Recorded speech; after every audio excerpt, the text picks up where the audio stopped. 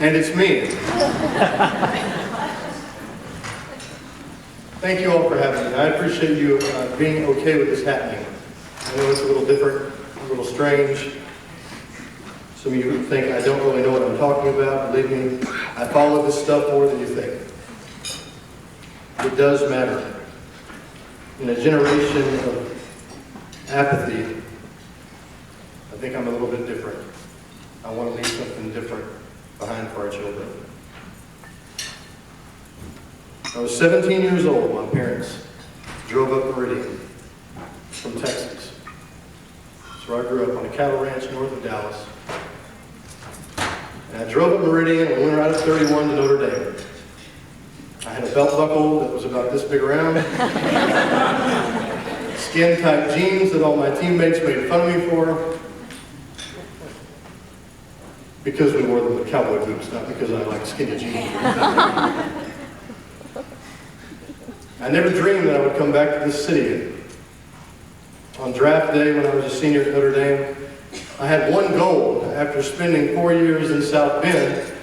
And I love South Bend now, but at the time I had one goal, and that was to get out of the state of Indiana. Because I thought that was what the whole state was like. And in the fourth pick of the 7th round of the NFL draft, I got the phone call. And there was a familiar, well, he's now a familiar voice on the other end. Hunter, Jim Mora.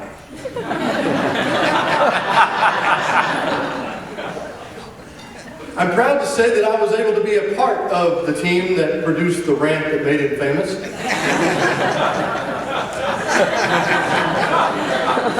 We were able to play poorly enough to make him a lot of money out on the speaking circuit because of his bad temper. So you're welcome, Coach Mora. My goodness. Played 10 years here in this wonderful city. Left here, I went to play for the Washington Redskins. And I always say this, I played 10 years for the most highly functional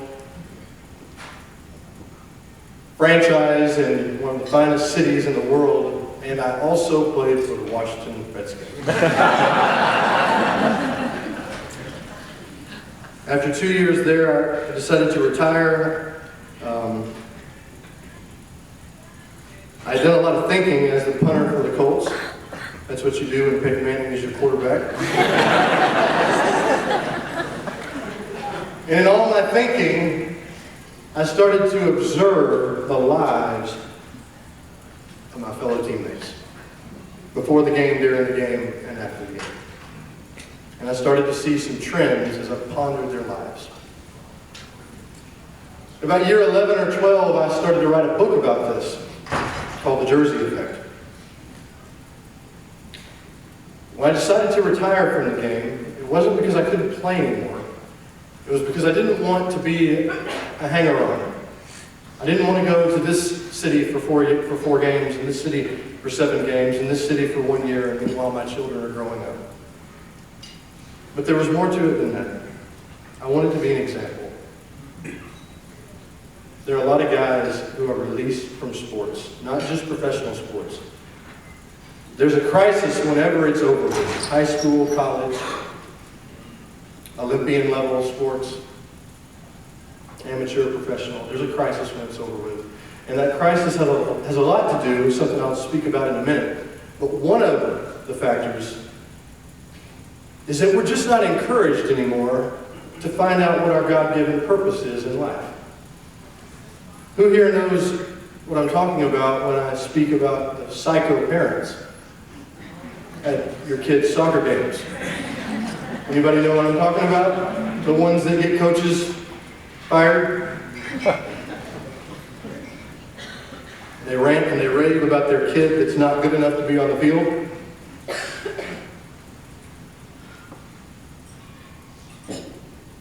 They push their kids to do things that really just validate their own gene pool and their own dreams.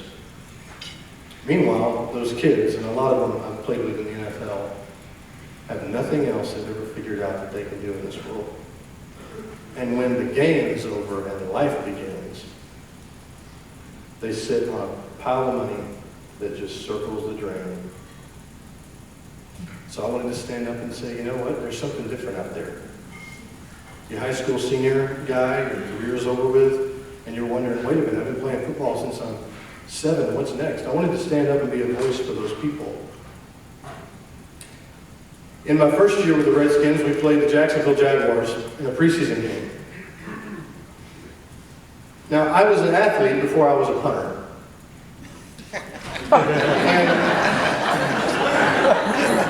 I went to Notre Dame to be a high jump on the track team. I played quarterback and receiver. It was one day I was out on the field hunting before practice, and suddenly I smelled pipe smoke behind me.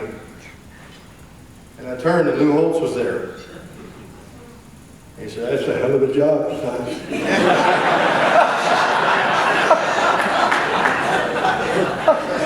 You could punt for the Notre Dame Fighting Irish for 4 years and play 10 years in the National Football League.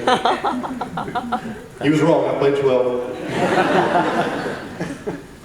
He started me at punter, and I played my whole career there. And 11 years later, we're in Jacksonville.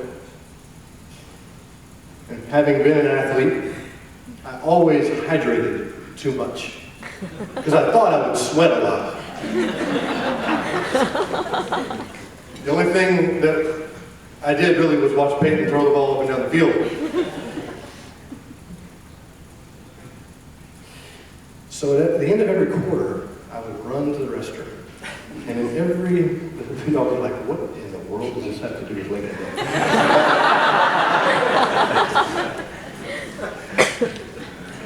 In every stadium in America, over this long career, I figured out where the closest utility restrooms are, up the ramps. So here we are somewhere in the second quarter, and I gotta go. So I run up the ramp. I played in Jacksonville 10 times. I know where the restroom is, and I can't find it. And I asked a guy in a yellow jacket, "Hey man, where's the restroom?" He goes, "Oh, it's up the ramp there on the right."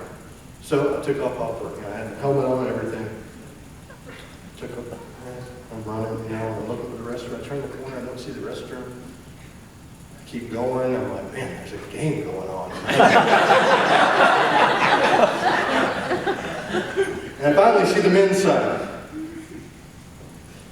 There's the utility restroom. I walk in, and it's a room about half the size of this one, with about 40 urinals, and about 15 stalls. And they're all full of Jacksonville Jaguar fans.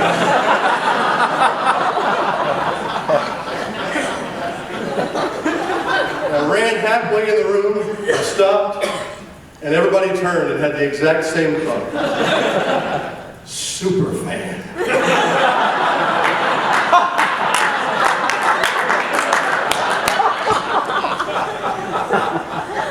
Full uniform, NFL issue, down at the wristbands. I went over to a stall because all the walls were all full and everything. I went over to a stall and I kind of nudged on the door and it opened a little bit. It hit this 30-year-old guy in the back who had his 3-year-old kid in there. He looked back at me like he had seen a ghost. It's a funny story, but it is a microcosm. It's a little illustration of what life is like for a lot of people. People in the military, those who have been incarcerated, professional athletes, politicians. It's what it's like when you return to normal life. It's how you're seen. You're the guy in the public restroom in the full uniform. And I wanted to write a book that would help people of all ages who have ever had a dream come to an end, enter back into reality. And it's called The Jersey Effect. And tonight I'd just like to share really the central issue of the book. The central theme of the book is a comparison of 2 words: importance and value. When something is important, it is of consequence. It's of use, like a hammer or a paintbrush or a computer. When something is of value, it means that a high price has been paid for it. Or a price at all has been paid for it. That's what gives it its value. Here's the problem in our culture, folks. In every realm of society, whether it's education or athletics or politics, we view people as important. We have VIPs. We say he's a really important man. But do we see them as valuable as Almighty God sees them? Do we see them as having a price paid for their life? The price that you may have paid in raising them, they're your children. Or are they just something that we use? When I was at Notre Dame, I ran the wrong route my sophomore year in a practice, and Lou Holtz called me up and grabbed me by the throat. You can't do that anymore. I mean, he always said he only said one curse word, that was ass, because it was in the Bible. And I always thought that was kind of funny, because is the translated word for donkey a bad word in Hebrew or Greek? I don't really know, but y'all, you smart people will figure out what I mean by that. He didn't just say ass that day, though. He grabbed me by the throat and said all of them. All of the swear words. And he told me, tomorrow morning before 10 a.m., tomorrow morning before 10 a.m., I want you in my office with a list of 5 schools you want to transfer to. You are a waste of a scholarship. This is not your fault, son. We made a mistake in our recruiting, and she never brought you here. So the next day I walked in and said, Coach, I don't want to leave. And he said, okay, fine. But I was only important to him as long as I could punt well and run the right routes and catch the ball. I didn't really have value to Lou Holtz. And I want to challenge everyone here, if we can go on an inspirational level just for a moment. I love the things we've spoken about. They're real. But I want to challenge you. In your businesses, in your relationships, and in your own soul.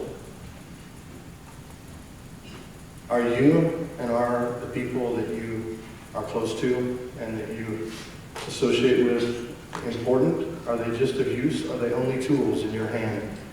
Or are they valuable for who they are? Tonight we celebrate a man who looked at a swath of society 150 years ago and he said, you know what? You've been important, but we decide now you're valuable. And I want to encourage us as Americans, as citizens of Indianapolis and the surrounding areas, in your little circles, let's be different with the way that we love people and the way that we treat people. Because guess what? We will lead better. We will do our jobs as public servants much better if we approach it from that philosophy. Thank you very much.